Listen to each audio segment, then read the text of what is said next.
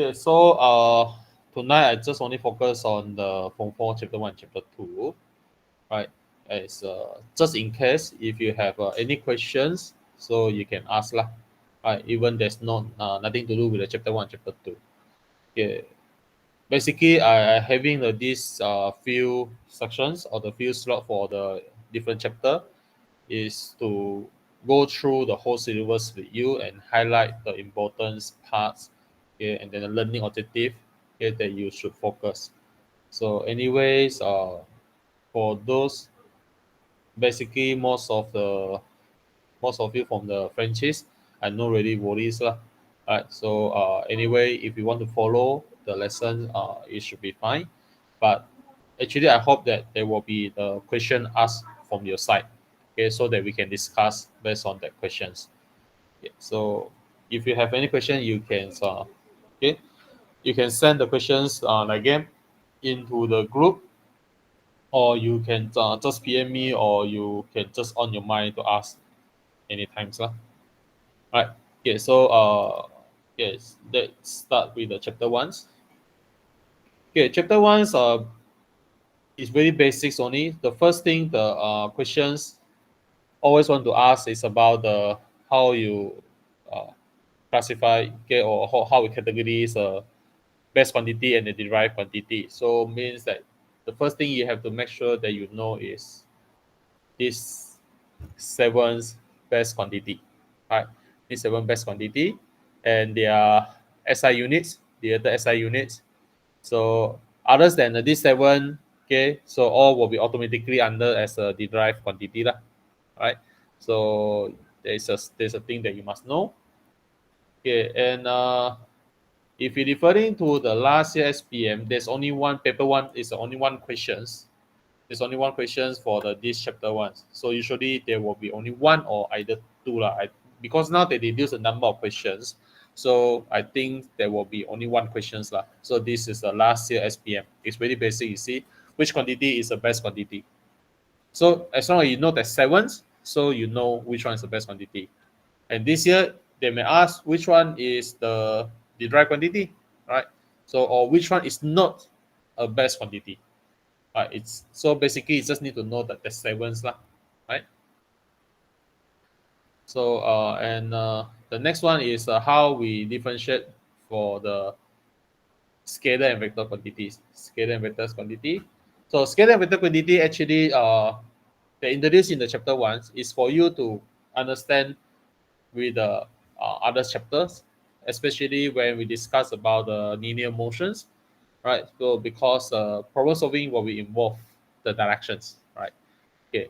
So if you study the definitions, very easy. Vector quantity is the quantity have the magnitude and the directions, but the scalar quantity is without directions, only the magnitude, right? Magnitude means it's the value, is a size. So, but another ones that I always like to highlight about the vector quantity with the students is, okay, when we're comparing between the positive and negative, it show to the directions. It show to the directions, but for the scalar quantity, positive and negative is show to the value, right?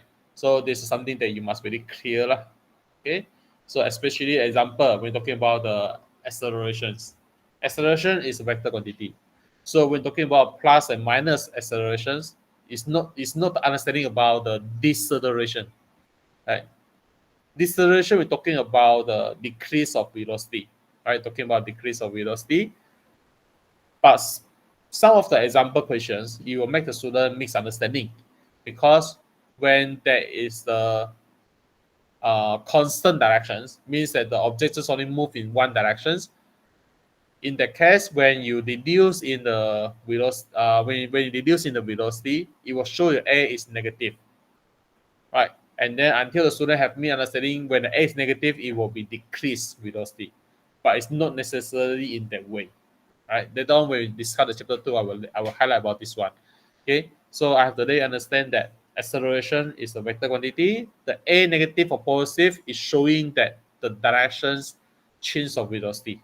The direction change of velocity. Right, so later on we go to chapter 2, you will more clear about that. All right, so here's just only some basic example lah. Okay, For the 1.2 scientific investigation, this one for me is quite important. Okay, quite important because here is highlight about the relationship between the two quantities. Right? When we presented the graph, how we study the relationship between two quantities. And this one will be let you understand more about the formula. Right? They understand more about formula. Why sometimes based on the formula that we know whether the graph uh, that we plot will be the from the start from origin or whether the graph have the intercept or not. Actually, it's about the understanding for the these equations, linear equations about the graph. So as given here linear equations. So when you have the y equal to mx, so the graph will be expecting straight line cuts to the intercept or origin 0, no without intercept. Okay, when we have the intercept, so the linear equation will be this one y equal to mx plus c. Right. So and when you have this intercept c, right? So our linear equation will be y equal to mx plus c also. Only the difference between these two, y equal to mx plus c, mx plus c, only the difference here. Okay, here the gradients is negative. We have the negative gradients. Right. We have the negative gradients because the graph is when the graph is showing the y decrease linearly with x, and here we have the y increase linearly with x. So the gradient will be positive, right? Positive gradients as given here. Then here's the negative gradients. Negative gradients. So negative gradients in the linear equation, we don't write it as a y equal to negative mx plus c. We just only need to know the gradients. The substitute in the formula will be negative value. So anyway, the linear equation is still mx plus c, right? So this one maybe something difference with mathematics. I'm not really sure. Okay. Okay. So and when we have the curve gradients here, right? So curve line, the gradients is positive gradients, right? So and then we don't have the formula because in your level we don't really calculate curve gradients, which is that because the gradient is increasing. When the gradient is increasing, right, it's a changing of gradients. So in that case, we only need to know whether it's a positive gradient or negative gradient. Positive gradients, as you learned from before this, positive gradients means y increase, x increase. Right. So here also same showing that the positive gradient means that y increase with x. Only the difference between these two curve line is this one, the gradients decreases. This one gradients increases, getting higher and higher gradients. Right, both is a positive gradients. Both is positive gradients. Just only that the curve on the right hand side here, the gradient getting small, getting higher and higher, bigger and bigger. Okay, but on the left here, the gradient getting smaller, and at the end, the gradients will come to 0. When it becomes horizontal line, the gradient will come to the 0. Right, so the gradients, and then here the gradient going to become when going to vertical line, so the gradient will become infinitive.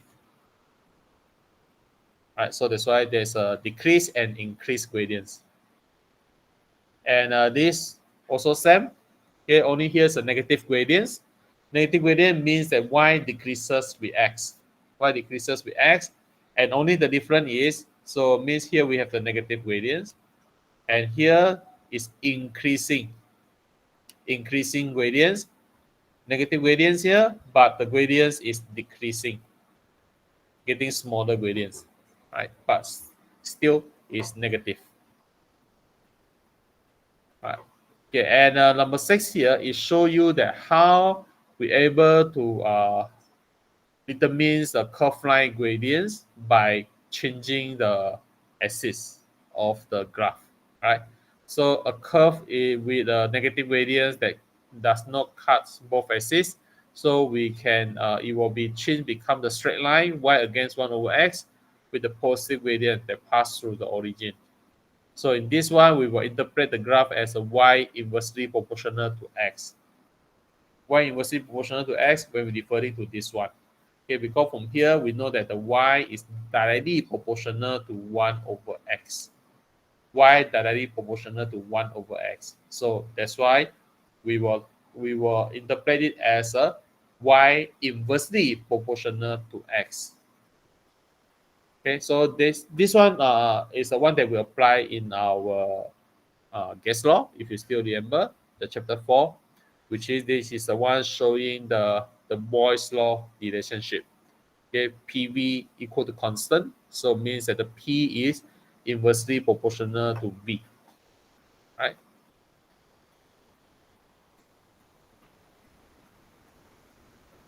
So here are some basic same as you learn in the mathematics, right? How we analyze the graph, showing the relationship, okay, how we calculate the gradients, how we determine the area under the graph, okay, then how we do the interpolations. Okay, this one usually will ask in the chapter 2 normally lah. All right, and then extrapolation. So these two last time more in apply in experiments, right?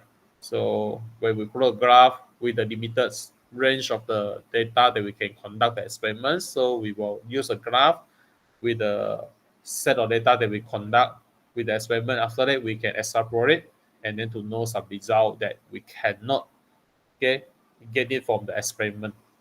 All right, so this is how we apply the graph. Okay, and this all about the report, nothing to do with your paper one, paper twos lah. All right, so basically that's all for the chapter 1. It look like very simple, but it's a basics for you to apply in the other chapter. Okay. So far, is any one of you have any specific question want to ask regarding the chapter 1? No? Okay. And another one regarding this, I don't think so it's important, but sometimes SPM, lah, they will ask something that's not really important. Okay. So regarding this, where is it? Here. Okay. About this one, the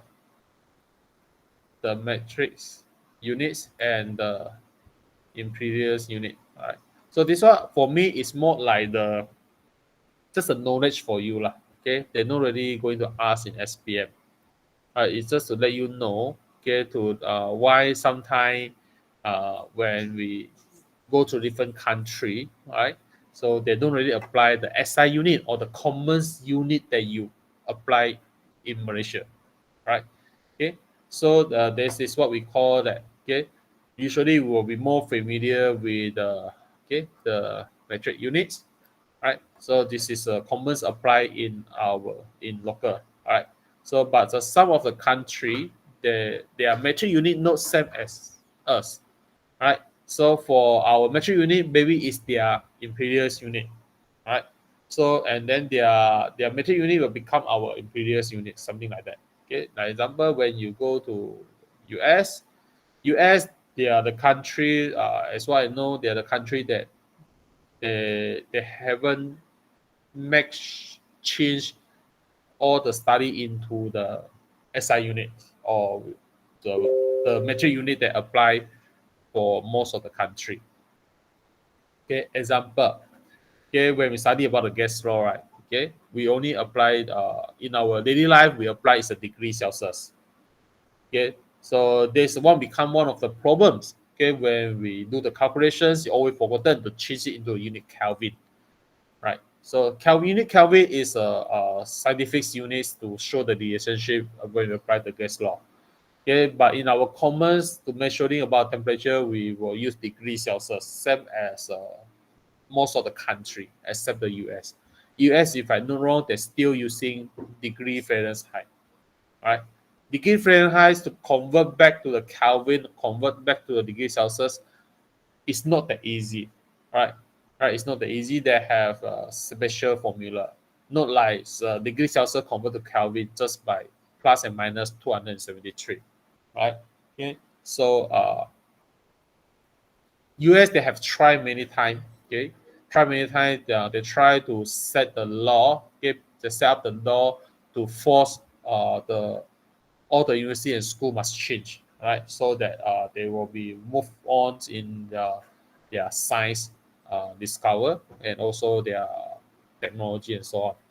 But you know that the US, they are very ego. So basically, they have tried a few times. If you want to know about the history, you can search on YouTube, right? They have tried a few times, but they fail. They can't get past the law in their parliament, right? So until today, lah, right? So for those plan go to US study, there's something that you must face in future.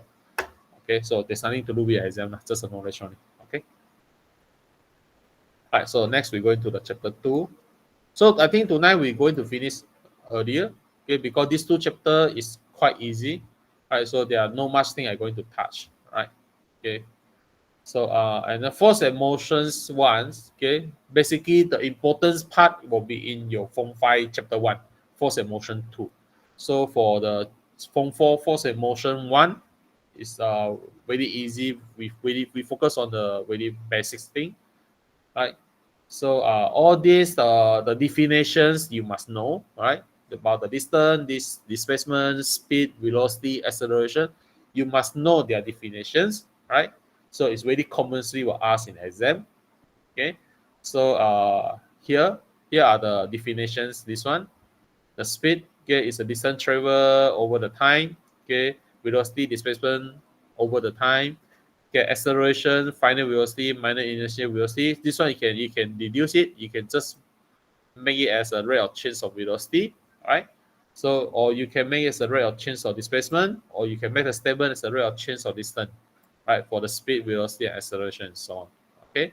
So only one thing that I'm going to highlight here, there's something that I disagree. Uh, I'm not sure whether the reference book, but I just only want to comment on the textbook here. Where is it? Where is it? Uh, I think something in the calculations here. I've forgotten. Sorry, where is it? I think it's on the linear motion here. Linear motion equations. Later I'll come back to the ticker tab and ticker timer. Okay, here. This is the one. Okay. So regarding this one, okay, here, average velocity. To determine the displacement, here it show you that it's showing there's an average velocity multiplied time. And after that, it shows that average velocity is by initial velocity plus final velocity divided 2. Okay. Somehow, I disagree with this statement or these equations, because there is not the real, how to say that, there is not the actual meanings of the average velocity. Okay, because when you go through the some questions here, where is it? The question with the graph.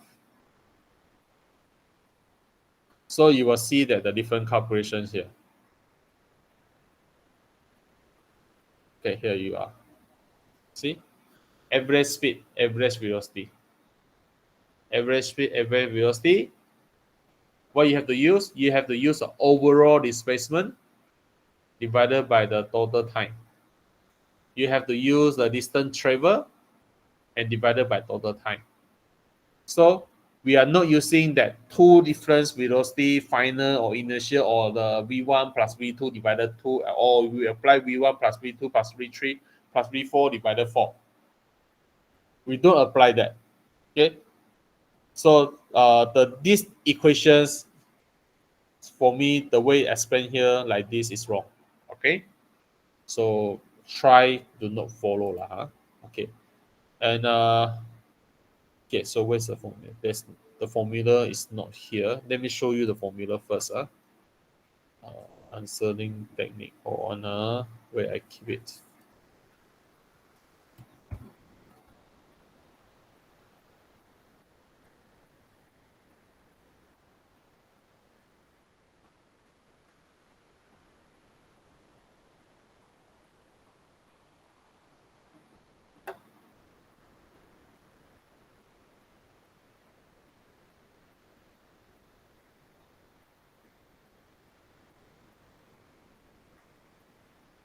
All right, so look at here.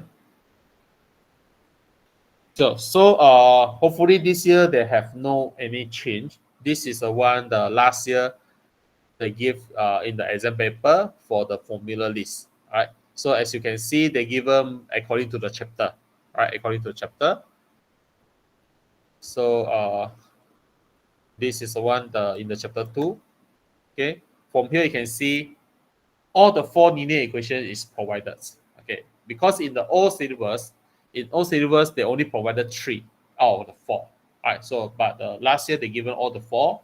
All right, included the other 2, momentum and force. Okay, force equal to ma. So what is missing here is about the impulsive force and impulse. Right, impulsive force impulse is not given as usual because there is not a special formula. Impulsive force and impulse is something that understanding about concept. All right, so we're talking about impulse. Impulse either is a force multiply the time, or we define it as a change of momentum. So means the units either is the unit same as a momentum, which is the kilogram meter per second, or either we can give the unit as a Newton second. So that's why they are equivalents here. They are equivalents here.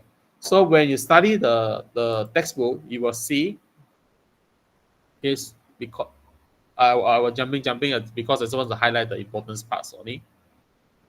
Okay, when you study your textbook, okay, you will notice that it will straight away tell you when we learn about the momentum, it told you about the units. Where is it? Here, see, it told you the units. Here is a kilogram meter per second, and at the same time, it's also show you the example in the calculation. See here, this one, Newton second.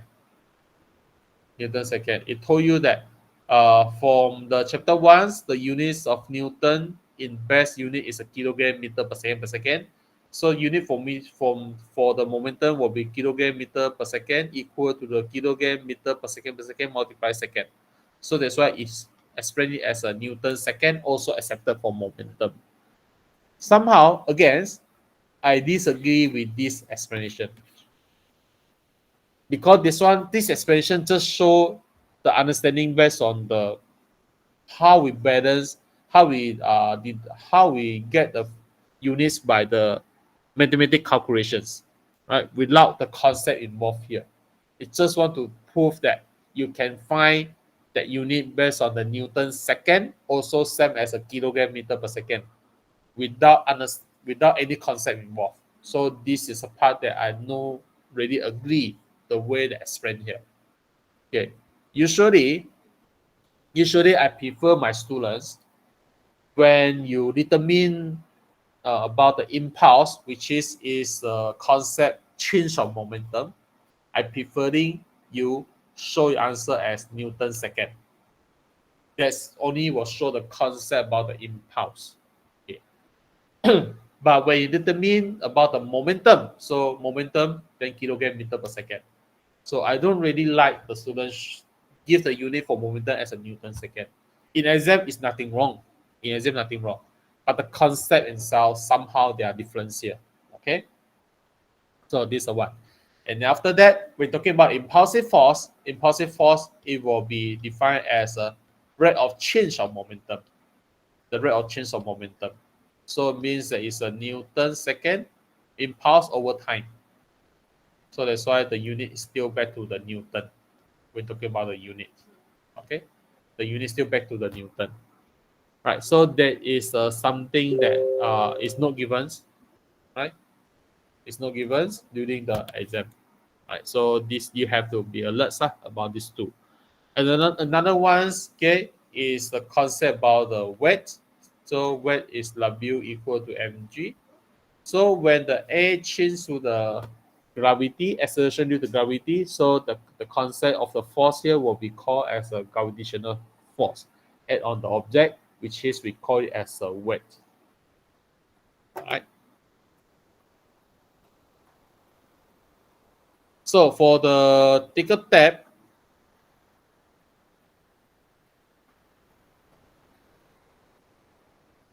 Okay, back to the ticker tab. So maybe only 1 hour plus we will finish our class for this 2 chapter lah. Huh? Okay, so unless you got question to ask, when you got no questions, I will really fast to finish. Okay, so where is it? Okay, here. Okay, for the ticker tab, all right, or the ticker tab chart.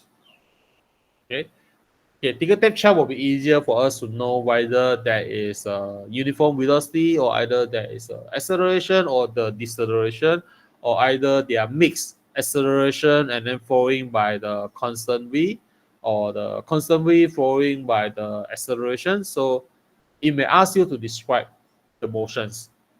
It may ask you to describe the motion with the ticker tab charts, will be easier.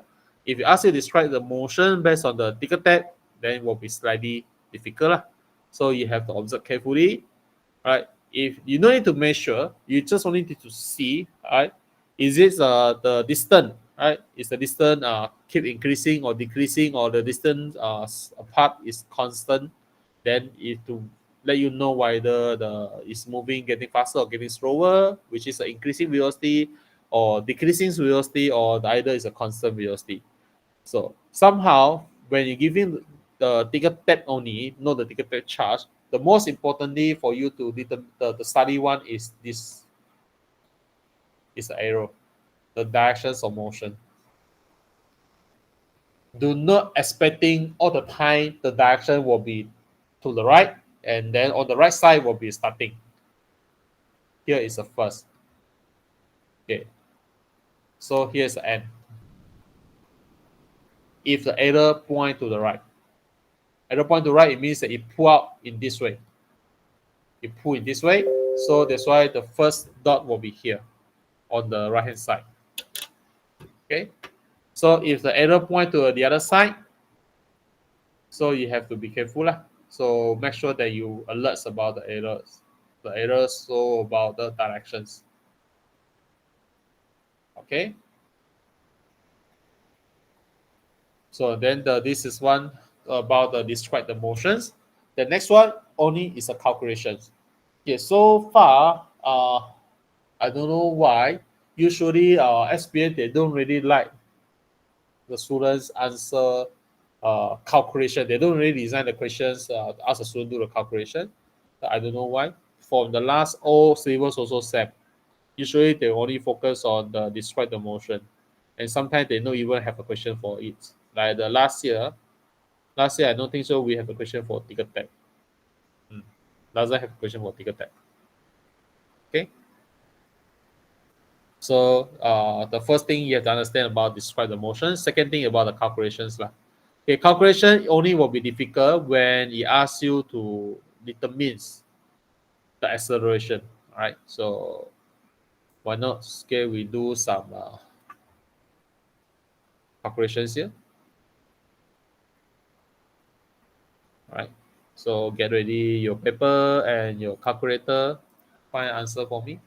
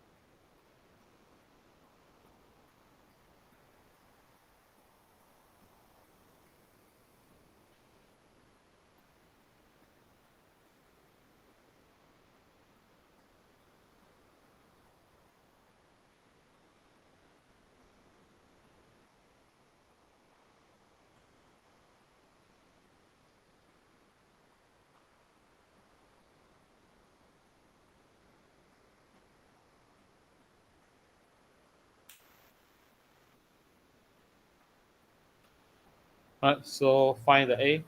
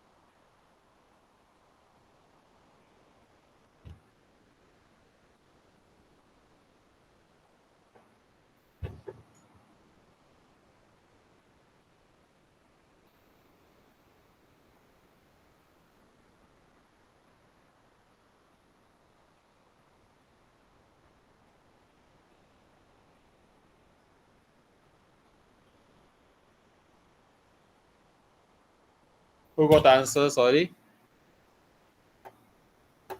Please share your answer.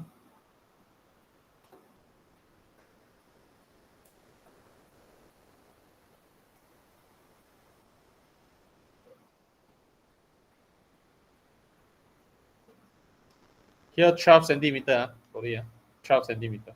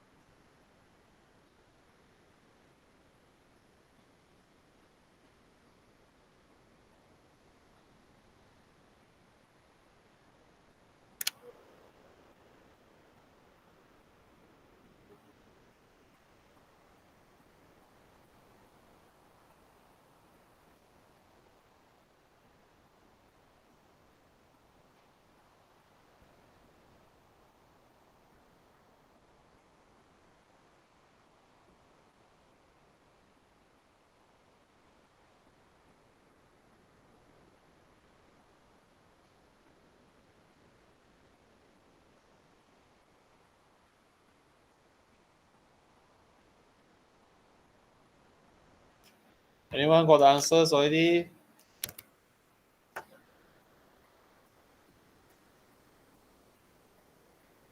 Initiate 12. Okay.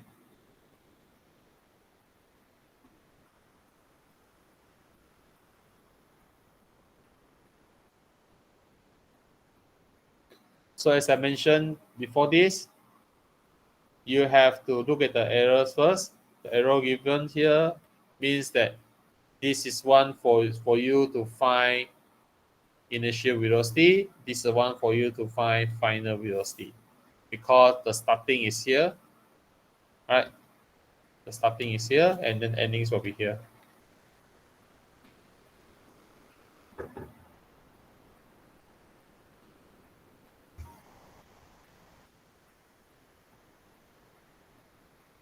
So usually for the ticker tab like this, the issue to determine acceleration always is about the time. Right? I don't think so. You have a problems to determine the initial v and final v. So anyway, I show you initial velocity will be the 12 over 2 times 0 0.02. So it will be the 300 centimeter per second. Okay, and then the v will be 1.2 over 2 times 0 0.02 also. Then will be the 30 centimeter per second. Right? So this is your initial and the final velocity. Anyone got the answer for accelerations already? Please share. I already show you the u and the v, so I need to know about the acceleration.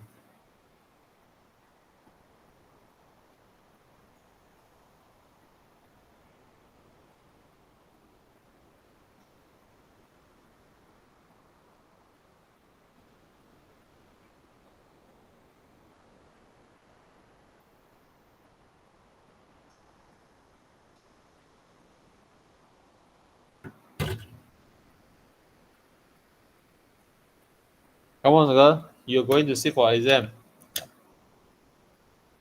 You have to do it fast. This one you should solve it within 1 minute. So.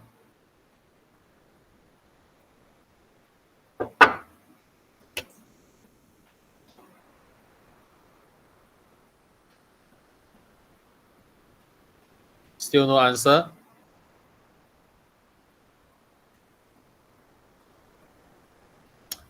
I need answer from you. Us, please. Anyone?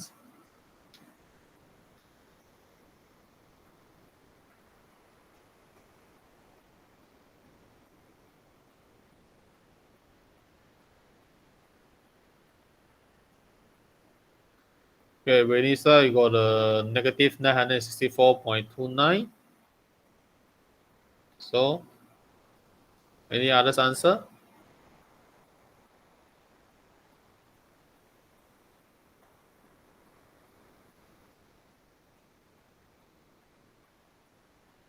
These questions are, if we change it into the ticker depth chart, it may easier for you to solve. But once you put it in the ticker depth like this, right? So time always become the issue, right? So anyway, Venisha, your answer is wrong, right? All because of the time. Okay. So now we see if we change it into the ticker depth chart, how it look like. When we want to change the ticker depth chart, for sure we have to cut it. We have to cut. So in this case, given 12 centimeter and 1.2 centimeter is given by AV 2 ticks. So it means that when we want to cut it into, arrange it into a ticker depth chart, we have to cut it into the two AV 2 ticks we cut. So we cut it into AV 2 ticks. So altogether, we have how many strips here? We have a 1, 2, 3, 4, 5, 6, 7. So it means that when we cut it, arrange it into a ticker depth chart, so we will have this 1, 2, 3, 4, 5, 6, 7. So, and then each one here we have the 2 ticks like this.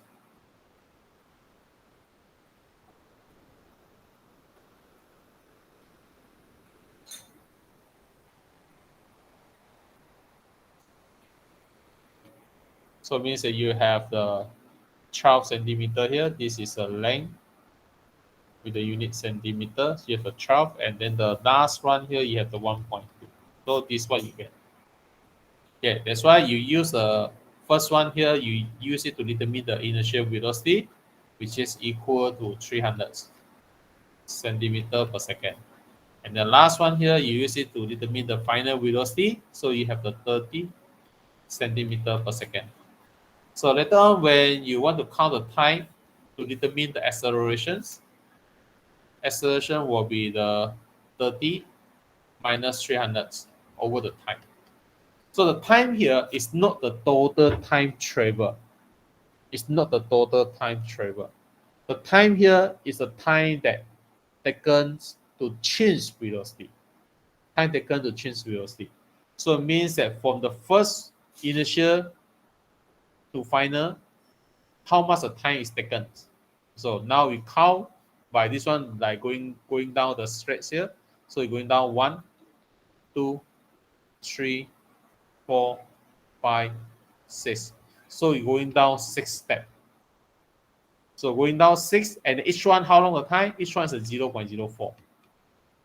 So it means that you divided negative 270 divided 0.24 second.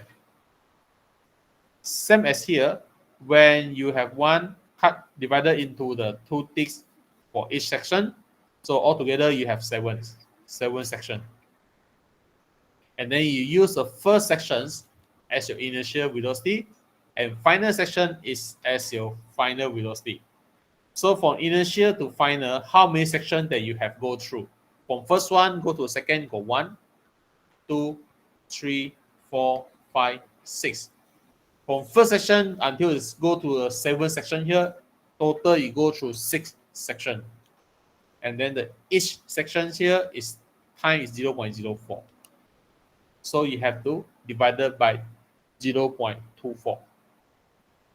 Then the answer should be negative 1000 something, right? Negative 1125.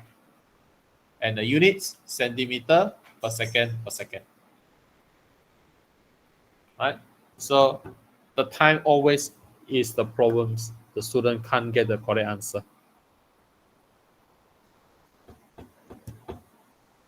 Actually, how you get negative 1038? You use a total tick minus 1, is it?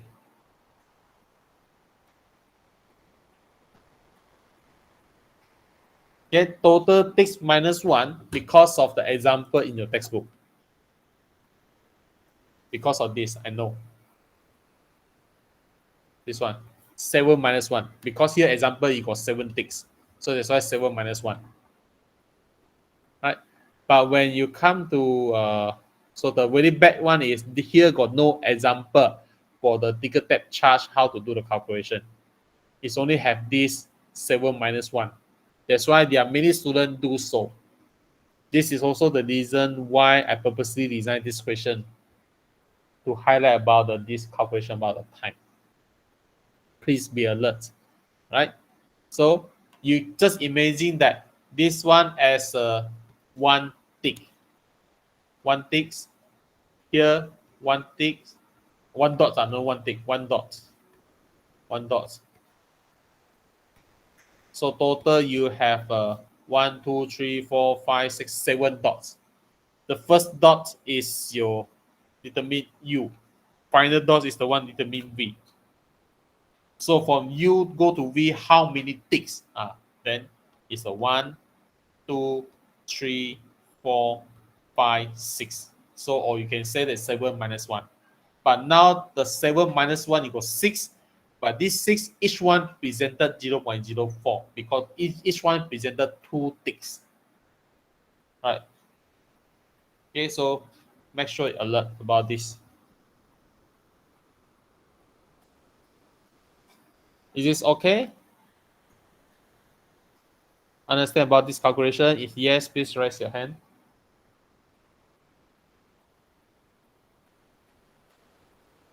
Right, so please take notes for this, because this one got no example in your textbook. Okay. So these are about ticker tape. Okay. And the next one is about the graph. So make sure it's clear what you can determine from the graph. And then the graph, we have the displacement time graph, velocity time graph, and acceleration time graph. So what I worry is they will ask you to convert graph. But so far, the possibility is quite low because once they ask you to convert graph, the marks located will be more. So usually they don't really give a lot of marks on the one questions. All right. So maybe it will just ask a very simple one. Okay, so see whether the last year got the example questions or not. Okay, here the example. So this one, the question 4. See the question 4 last year? Okay. So it showed that about the again show about the displacement against time graph. Displacement against time graph. So which one show the velocity time graph? So describe the movements of the meme, right? So displacement against time graph. Here you have to understand the gradients of the graph is the one to determine the velocity. So when you look at the gradients here, you have a very clear. This is a positive gradients. Here we have the positive V. This one positive V. This one the v equal to 0. Then here we have the negative v. This one also negative v. Okay. So now positive v and 0, positive v and 0, correct? Positive v and 0, correct? And the next one, we have the negative v here. This is wrong. So, okay, this one, negative v. And then here, positive v, 0v, negative v, positive v, 0, and negative v, and this is wrong. So now we have the two answers to be considered, answer B and answer C, because both showing the correct positive and negative. The next one, what we're going to know is about the gradients, whether they are the same or not on the both negative. Then we have to do roughly the calculation. We cannot just based on this one straight line, it should be the same. You cannot just based on the agar-agar like that, because the diagram all given is not based on the actual ratio. All right. So you have to do some simple calculation to see how this one will be 100 divided by the hundreds. So it means that it's equal to 1. Okay, equal to negative 1. So V will equal to negative 1 here. Negative 1 meter per second negative 1 meter per second. All right. Okay, and then here we have the negative 50, negative 50 in displacement, and over the time 50. So it's also negative 1. So it means that both are the same negative answer. So that's why we go for the answer B. All right. So this is the graph about how we convert. Okay. So what you need to worry is the time when the question asks. When the question asks you to change or convert the graph from the velocity back to displacement time. Because when you look at the example in your textbook, it's given the kind of graph here. This one is from the velocity time graph change to the displacement time graph. This one you have the constant v constant, okay, and then this one is a v decrease. So this is why the chapter 1 you have to really clear and understand about the gradient, curve line, curve gradients, how it look like. It's showing the increasing gradient or decreasing gradient. Okay, so this is the one that we're going to apply the knowledge that we learned from the chapter 1.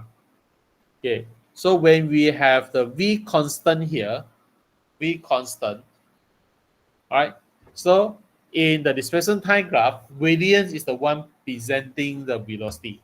So when you have the v constant, gradient must be constant. Right, so that's why here the gradient's constant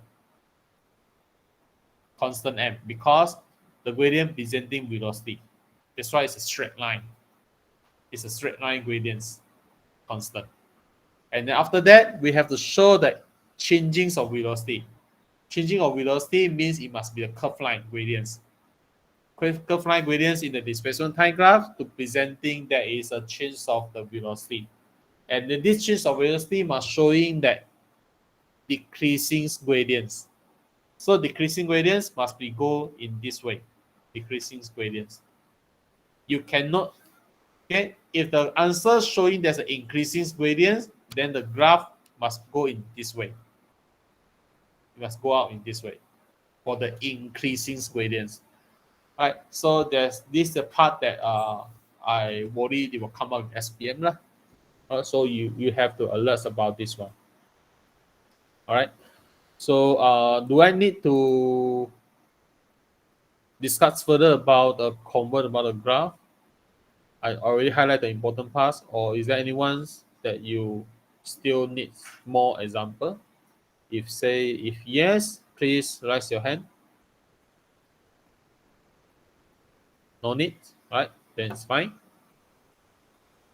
So I already highlight about this one. So hopefully that you take some time, go through it after this. Okay. So and the rest, okay, when you ask to determine displacement with the velocity time graph, so remember displacement below the time axis on the negative side here, there's a negative displacement. So you make sure that you know how to find the total displacement, right, by minus the negative part. Is that the example given? There's no example. Here, all right, okay, here this one, the example in the textbook, right? So we have the displacement positive here. This one's a positive displacement, and then here is a negative displacement. So when you want to find the overall displacement, you have to minus the negative side here, which is has a minus L4. L4 is 135. But if you want to find the overall distance, we don't care about the direction, so we just total up it all together, included plus 135. So but the displacement you have to minus 135. Okay, this is very important, especially when the question asks to determine the average speed or average velocity based on the graph. Okay, so please be alert for this one. Okay, so this is about the motion graph. Okay, so the next one, free fall motions. Okay, so free fall motions, usually the question like to ask is asking that when objects falling, what quantity is constant, right? So make sure you know lah. So object falling, the quantity constant is the acceleration due to gravity, which is equal to the G 9.81, right? G 9.81, and the meanings of free fall. Please do not answer free fall is object falling in the vacuum. That is wrong. There's not the meanings of free fall. This is only the way how you get free fall. You have to let the object falling in vacuum, then only you can get the free fall. But that's not the meaning of free fall. Free fall is what? Free fall is the object falling does not experience the actions of other forces, especially air resistance or the frictions. Free fall is the object falling due to the gravitational pull only. Free fall is the motions of the object affected only by gravitational force without any other forces. That is the meaning of free fall. And to get this, we must let the object fall in vacuum, right? So this is, but many students answer, okay, free fall is object falling in vacuum. So actually, that meaning is wrong, right? Okay, and so once objects are in free fall, so you will experience the caused by the gravitational force. So it will experience the gravitational acceleration g, which is equal to 9.81, right? And this acceleration, it can be changed when the object free fall not on the Earth, when object free fall on the other planets, like when the object free fall on the moon. So it will be, the g will be changed to the accelerations of the moons, right, which is only 1/6 compared to the accelerations of gravity on the Earth. Right. So there are some informations regarding the difference g on the Earth, because the Earth is not the total sphere; it's about it's a little bit ellipse, right?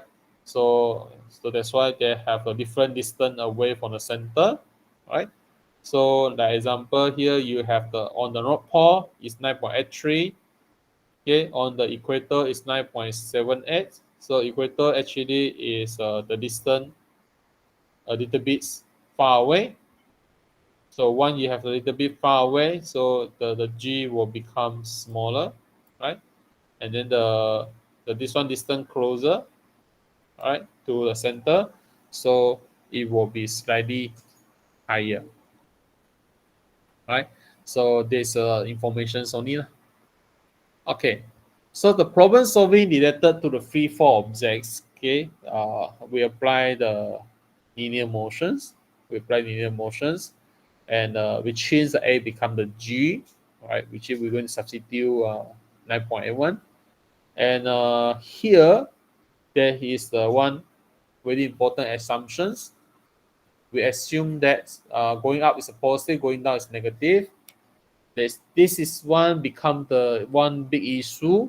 All right, the student always worry about the directions, worry about the sign on the 9.81 that we substitute. It should be negative or positive. All right. Okay. Actually, you shouldn't worry about that. Okay. As long as you clear about what is your positive direction, what is your negative directions. Okay. If you still worry, you can referring to this example 2. This is the one that actually many teachers text me ask about this example 2. Okay, the teacher text me asking if this question the student apply G 9.81 as a positive, can or not. All right. So it's hard for me to say whether can or not. Okay. Uh, it depends on your assumption, right? So usually when I teach my students regarding this, all right, so I will tell them you can write a short sentence there, put your assumption. If you assume that going down is a positive, then everything that is substitute positive, like this one included here, S, we just substitute as positive. G also substitute positive because we assume that this one is a stone drop from the grave. So it means that this is only way going down. They got no other way because we don't expecting it will be bounce up back again. So that's why this is only our direction. So if we put this one as a positive, then everything will be positive, right? Even you see that the velocity of the stone just before touch the ground, right? It keep the answer as a negative because it's already assumed that going down here is a negative direction. That's why you have the explanation here, negative, right? We ignoring the positive 14 because the stone is moved downwards, just because it's assuming that going down is negative. So that's why we keep the negative answer and ignoring the positive answer. Okay. So during the exam, is this question asked, especially in paper 2, right? So we keep positive or negative. So if you want to make it safe, then you follow this example by the assumption going down is negative. Right. It happens a few times in SPM, even in old syllabus, especially when we discuss about the impulsive force. It's happened before. All right. We don't only assume that going up positive, going down negative.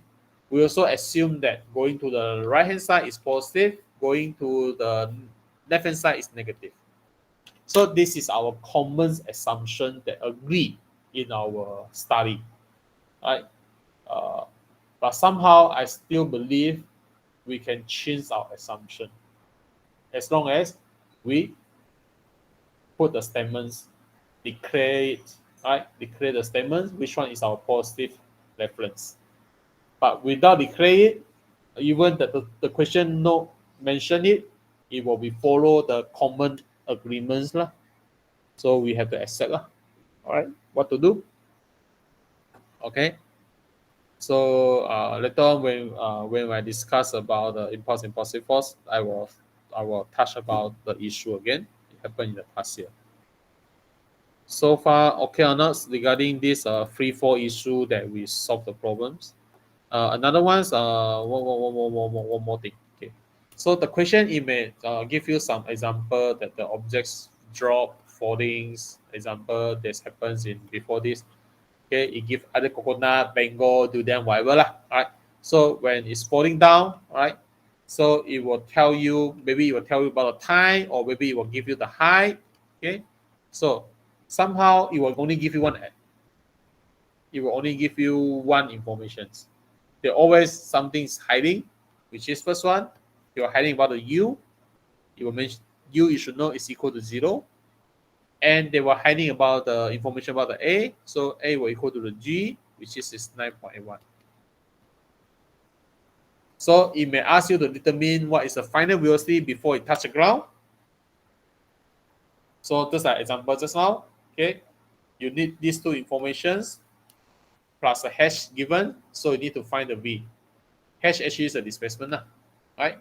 So basically in our linear motion, it's only 5 quantity that you must alert. Okay, which is the 5 quantity is a U initial velocity, v, final velocity, time, displacement, and the acceleration. As long as there's a 4, then you can apply. Any 4, you can apply any linear motion equations. If you look back to the equation itself, here, this one.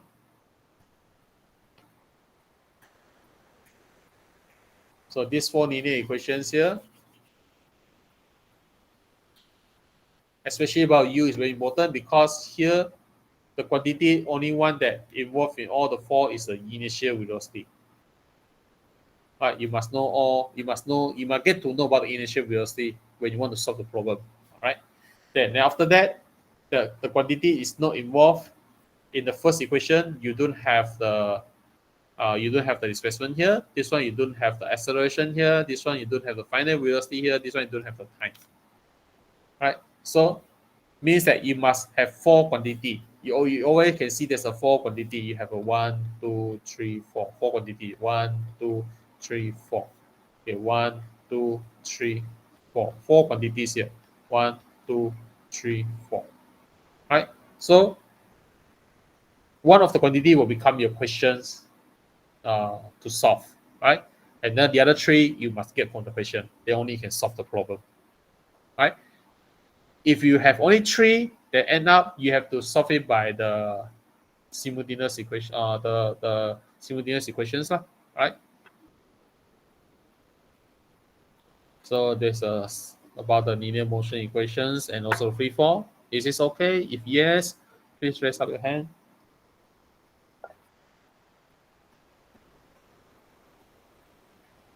All right. So I proceed to the next one. Okay, inertia, very easy lah. All right. So only what it came out in the paper 2. You have to explain the meanings of inertia. So make sure you know how to explain. And explanation about the inertia and the Newton first law slightly different. Newton first law only give you the statements about the state of the object. If it at rest, will remaining at rest. Is in uniform velocity, it will be continue in uniform velocity. Unless it's it opens by the external force. All right. So this is Newton first law. And what's the inertia? So inertia, make sure that you know about the definition about inertia. Inertia is what is the one that tendencies of the objects. Is a tendency of an object to remain at rest, or if moving, then to continue its motions in the straight line at uniform velocity. So that is the meanings of the inertia or the definition for inertia, right? So why the inertia of the object will have a tendency to remain its original state of motion, either at rest or either in motion, because according to Newton's first law, its object at rest, it will continue at rest. In moving, it will continue moving because of that, right? So and then the inertia have related with the mass. So the bigger the mass, the bigger the inertia. All right. Okay. So and here is the ones that are the inertial balance, right? So inertial balance is the one to measure. Like it will be according to the the bouncing, the periods oscillations is depending on the body mass, right? So because when you in the zero gravity conditions, zero gravity condition means that you are in the doings of the free fall, right? So that one will be under the zero gravity conditions, right? Which is weightless, W equal to the W equal to 0 when you are in a free fall. So due to that, when we mousing with this initial balance, because when you hold it, when you compress it and then after let go, it will bouncing. So mousing have the periods of oscillations. So bigger the mass will be the longer the time, longer the periods. Okay, bigger the mass, longer the periods, right? So it's showing that bigger the inertials lah. Okay, so all these are the example how we reduce the inertia is by reducing the mass itself lah. So example like especially about this situation 4. situation 4 that we divided the oil tanker into the smaller divider separated tank, so that we still can have the total bigger volume that we need, but we divided this into the smaller part so that each one have a reduce in mass. Therefore, it will be have a smaller inertia, right? Yeah. So just like the train also, the train we divided into the few different compartments, right? So that each one have a smaller mass. Therefore, when we start to move, right, then each one have a smaller mass, then we can easily get pull all the train with the longer compartments to move forwards. Okay. If not, when we make it become the longer on one whole big body, then you will have the bigger mass, then difficult to stop it. Just like the cargo ship also. The cargo ship from the field more than 10 kilometer away from the uh, harbor before it come in, it have to slow down and then off the engines already. Even sometimes they need to reverse the engine, right? Because they have a bigger inertia, then very difficult for them to stop down. Okay, this is something they need to know lah, about the inertia. Okay, momentum scale. Nowadays you study very simple, right? So we know study about different cases. So we just want to make sure that you're able to apply the principal conservation of momentum in the collision case and also explosion case. And then the collision case, we don't really let you study about the elastic collision and inelastic collision. There's no more, right? It's not even mentioned in your textbook. So you just need to know that when we have the two bodies, right? Two bodies when they collide together, so each body have their own momentum. Then they have to obey this total momentum before must equal to the total momentum after, right? So we have to find each momentum total up, okay, and then compare to the each momentum after the collision, right? So the formula will be like this. This conservation of momentum. If the after collide they stick together, move together, then the V1 is equal to V2. Then for this part will become M1 plus M2 and multiply the common V. We can factorize because of V1 equal to V2, and then the initial is still the same, right? So this happens when you when the objects is stick together and move together after they collide. Okay, and when they have no momentum at the beginning for the explosion case, then for initial total momentum initial is equal to 0, right? It's equal to 0. Therefore, we only have the 0 equal to the M1 V1 plus M2 V2. From that, we will have M1 V1 equal to negative M2 V2. Then by this formula, we prove that when the explosion case, two objects will be moved in opposite direction when there's explosion happen in between, right? So because one is a negative means it's opposite directions as a vector quantity. Okay, so this happens on the launchings of rocket, right? So when we have the hot gas move downwards, so with the mass of the gases with the velocity, then we have m1 v1 downwards and equal to the negative m2 v2. So in this case, you see, you put here as a v2, and then here's a negative. Then and then this apartment the student confused. Teacher, I thought just now said that the go up is positive, go down is negative. Why this one is not the negative m1 v1 equal to the positive m2 v2? If you want to make this one as a positive, this one negative, all right, then it will become like this. If you already study here as a positive, then this one positive, so it's going down, means it got negative, means it's going up. So it depends on your assumptions, as I mentioned before this.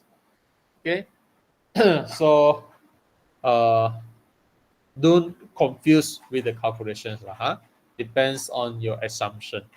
Okay, when sometimes there's no mentions, so we apply the common assumption.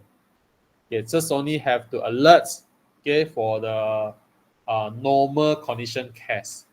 Because the normal condition case, you have to really be careful about the before conditions, or even sometimes after condition when the object is in opposite direction, especially this one. Beginning A going to the right, B going to the left. Hit the A. So in this case, make sure when you substitute U here, make sure it's minus. I worry about this only. Because this one, most of students, when they do the calculation, they will forgotten. Right. So once I have the opposite direction, please make sure substitute one's positive and one's a negative. Please remember. I really worry about this. Okay, let's see whether I have a question here or not.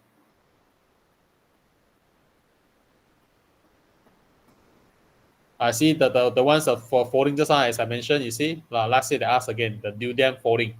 Before this, in all past year, they have the mango and they have the coconut. So last year they used durian. So this year maybe they use banana goat, right? So what kind of local foods that we have is on the trees, huh? Banana, no more. They can't rambutan baby. Okay. So they don't going to ask you about pineapple on the ground. All right. Okay. So no more.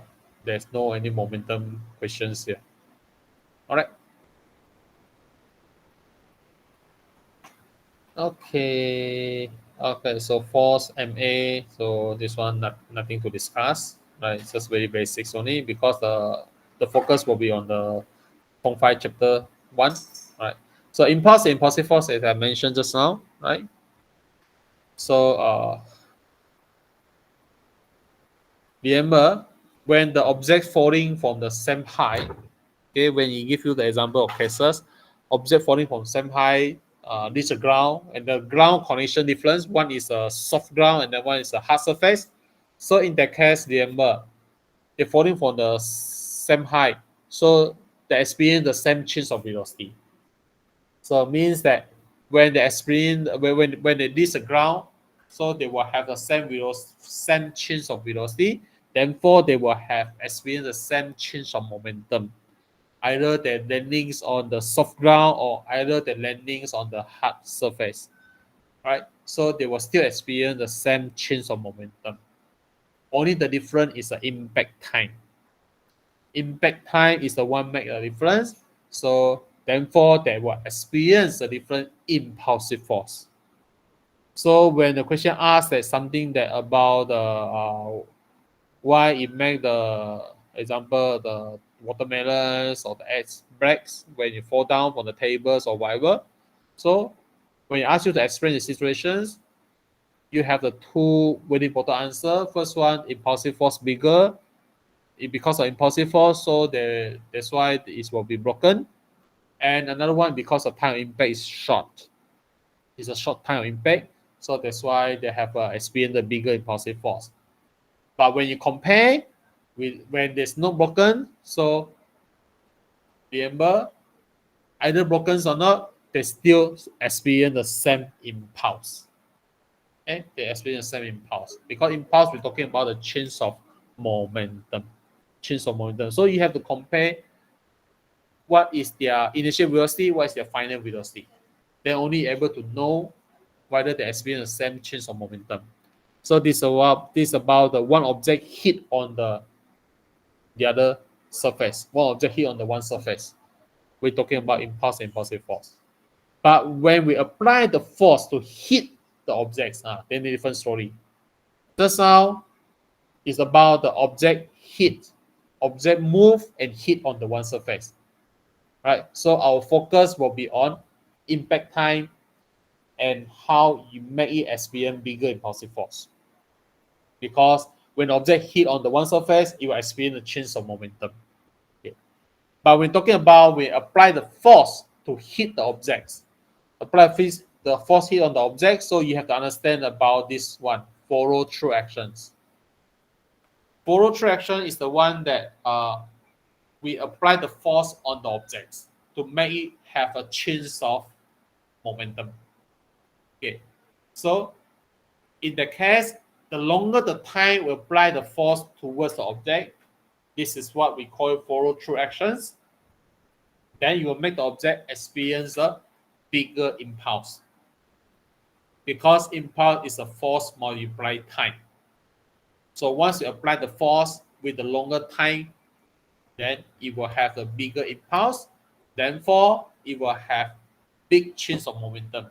Big change of momentum means it will have the higher final velocity. Right? So that is why with that you can kick the ball go further with a higher velocity when you follow through action. Like the example, like kicking the ball by golf, okay, and so also the best ball, something like that. That we I already designed a question before this, so find back the previous questions.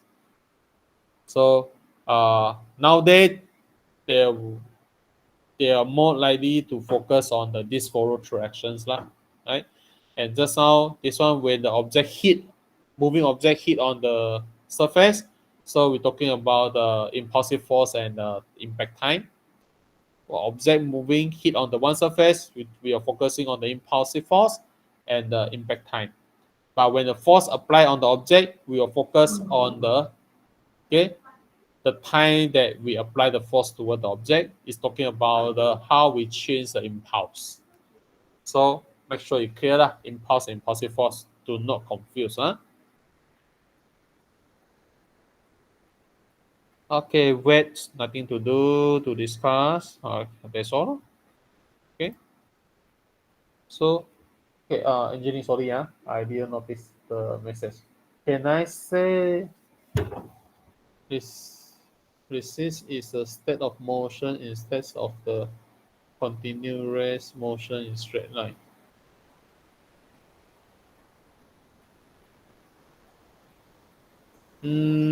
Okay. Uh, According to the past year, they have one time they asked before, right? So you can say that is this is the change of original state. This is the change of to demand tendency to demand the original state. Tendency to demand the original state of motions of the object, either at rest or in motion. Just only mention original state. Original state of motion, either in rest or motion. Okay. So somehow that you can try to give longer answer lah in this case. Okay, but with your English standard and the understanding, I don't worry about this lah. Okay, so if you want to make short answer, it's up to you lah. Okay, sometimes long answer also better lah for the explanation. Okay, because explanation for the definitions, right? If especially in definition, they're looking for the keywords. Okay. So is there anything else I want to ask for these two chapter?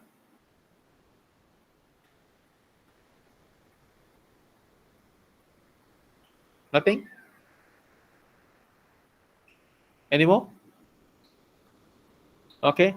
So no more, then I will finish for the final touch about these two chapter. Then if you have any question related you want to ask, you can just post into a group lah. Right. So then I can reply you. Okay, and then the next block I will focus on the chapter 3 and 4. Maybe you need to do some final study first before I go through it. Okay, so that in case you got any questions, prepare the question to ask lah. All right. So if nothing more, then that's all for tonight. Okay, thanks for joining me. See you for next vlog.